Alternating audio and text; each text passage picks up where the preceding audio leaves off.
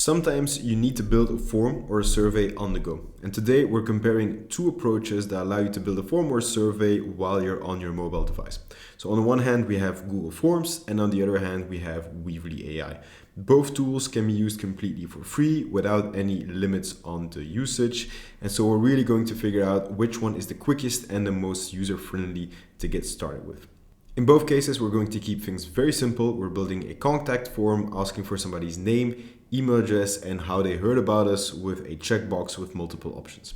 So diving into the Google Forms approach, you'll notice straight away that the interface is a tad cluttered for mobile, but it is responsive. So everything is functional in the same sense that it is on your desktop, which means that you can essentially fill out the questions that you need. So in this case, we're asking for somebody's name. You have to choose from the drop-down which type of form element that you need.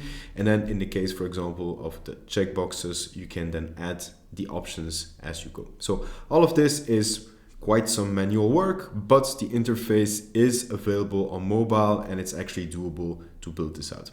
When you want to actually go and publish, you just press the send button, the one with the sort of flying letter, and it will give you a link which you can then copy paste and send out to your respondents.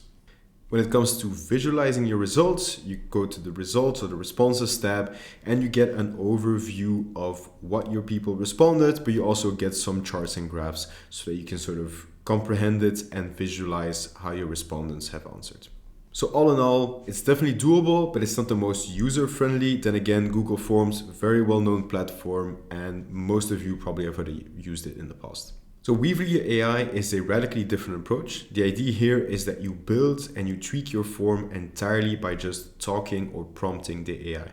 So in this case, instead of manually building out our form, what we're saying is that we need a contact form. We're specifying what we need, our 3 form elements, and then we press the prompt so that the AI will actually build the form for us. So if we dive into the preview, once the form has been built, we can see that the AI got everything correct. So we have our name, we have our email address, and it automatically populated a checkbox with social media options. We could manually add some if we want to, but in this case, it actually did a good job out of its own. Similarly, publishing is actually just pressing a single button. So you press the publish button, you get a URL, and then you can send it to your respondents.